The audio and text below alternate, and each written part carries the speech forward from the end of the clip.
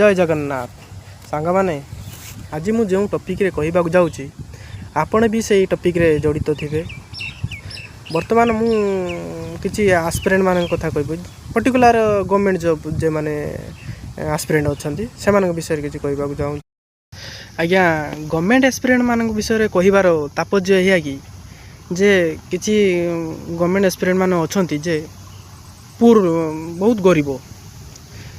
तथापि से माने कौन सी होटेल हो कि सिक्यूरिटी गार्ड हो कि अन्य कौन सी भी छोट मोट जॉब करी भी से माने पाठ पढ़ी पार्टी हेले आउ किसी एस्पिरेंट मान भी अच्छा से माने घरे रही पाठ पढ़ी पार्टी से सुविधा किसी भी मिल पार यही जो आमर जे मैंने सब बाहर रही काम करी पाठ पढ़ुं से विषय कहूँ कहीं से परिस्थिति एत खराब थाए से माने काम न कले परिवार चले ना कौन कहबी एमती परिस्थिति भी मु बहुत माने पड़ी तथापि मु एक कथा कहबी प्रत्येक आस्पिरेंट मानू जे आपण लगी रुहतु जिते भी एग्जाम सब आसु दिंतु पढ़ंतु आउ गोटे ना दिने गोटे एग्जाम क्रैक हम आपण स्वप्न भी पूरण हम आ बापा माँ मानकर भी स्वप्न पूरण हम लगी रुहतु केबे उदास हुआ परिस्थिति एमती आसो जे मन कह आ पाठ पढ़मी छाड़देमी ये करमी से करमी बाहर पलैमी एटा सेटा करमी किंतु पाठपढ़ा जमार छाड़ू ना जिते भी बाधा विघ्न आसुना कहीं आप पाठपढ़ा छाड़ू ना एमती लगी रुहतु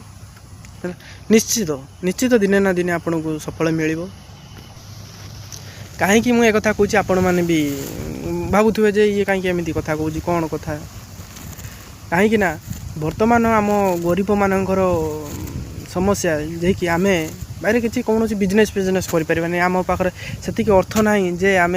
बिजनेस बिजनेस करके आमर परिवार को चलई पार से आपण छोट मोट किसी काम करी संगे पाठ पढ़ी पारे है गवर्नमेंट एग्जाम भी प्रिपरेशन करें लास्ट पर्यंत लगी रुहतु देखा जाऊ कौन दिने ना दिने भगवान आपण कथा शुणे आपण पाखे हार मानवे है आपण को सफलता देवे एतिकी मोर कहबार उद्देश्य थिला आउ किसी कहमिनी यदि आपण माने मो कथा को किसी मात्रा भल लगी आपण मानू ताले आपण सुनिश्चित लाइक करेंगे सब्सक्राइब भी करेंगे।